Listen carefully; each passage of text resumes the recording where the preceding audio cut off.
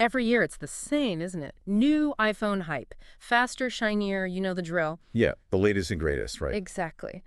But this year, something caught my eye. They're saying these new iPhones, even the regular 16 and 16 Plus, come with pro features at a mainstream price. Bold claim. Right. So I thought, let's get into these reviews you sent over, really deep dive, and see if they live up to the hype. Pro for everyone. What do you think? Well, there's always some marketing magic going on with these big releases, right? Got to cut through that. For sure.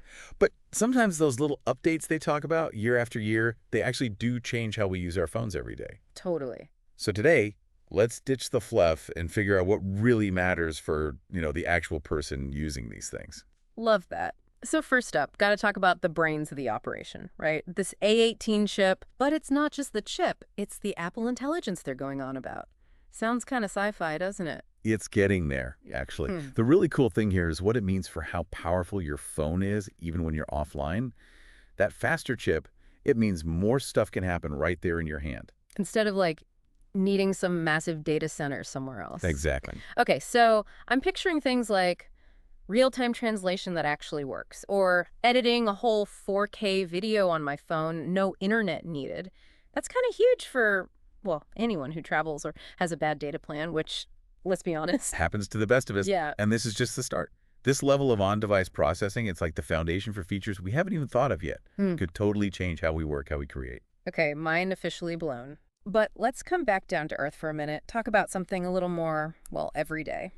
Battery life. Ah, yes. Because even the smartest phone is useless if it's dead by lunchtime, am I right? 100%.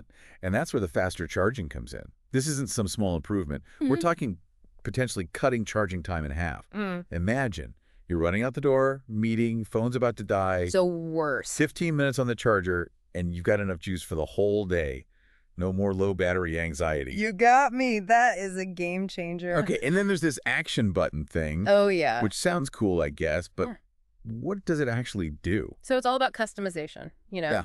And saving time, those little seconds here and there that add up when you're scrolling through menus. Oh, tell me about it. Right.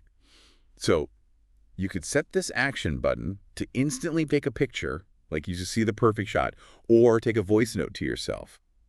Even trigger a whole complicated shortcut, all with one press. Like having a personal assistant for your phone. Exactly. I can get behind that. Okay. Gotta talk cameras though, right? Because that's what everyone wants to know about. They're saying enhanced ultra wide, which sounds like marketing jargon to me. Convince me otherwise. It's all about the details, literally. If you're into macro photography, those super close-up shots, this is huge. We're talking capturing the texture of a flower petal, the tiny patterns on an insect's wing. Things you'd never see otherwise. Exactly. Okay, that actually is pretty cool. I'm already thinking of the Instagram potential. Right. Okay, but then there's this camera control button, and that sounds intense. A little intimidating, even. Yeah, it does sound very pro, you're right. Basically, it gives you direct control over all those settings you usually leave on auto. Yeah. Aperture, shutter speed, ISO. Oh, boy. Now, for most people, that's probably overkill. Yeah. But for folks who really want to get creative with their phone photography, play with depth of field, motion blur, that kind of thing, it's like having a professional camera in your pocket. So it's there if you want it, but not in your face if you don't. I like that. And then lastly, they've redone these photographic styles, which I'm remembering are like filters, but more than that. Yeah, it's not just about slapping on a preset look. Think of it like establishing the whole mood or aesthetic for your photos. Okay. Like choosing a certain type of film if you were going for a vintage vibe, or bumping up certain colors to get a warmer feeling. It's about letting your personality come through in every picture. I like it. Okay. So we've covered a lot. Lightning fast processing, way faster charging, a button that basically does whatever you want, and some serious camera upgrades. Yeah. So all in all, pro enough for everyone. What's the verdict?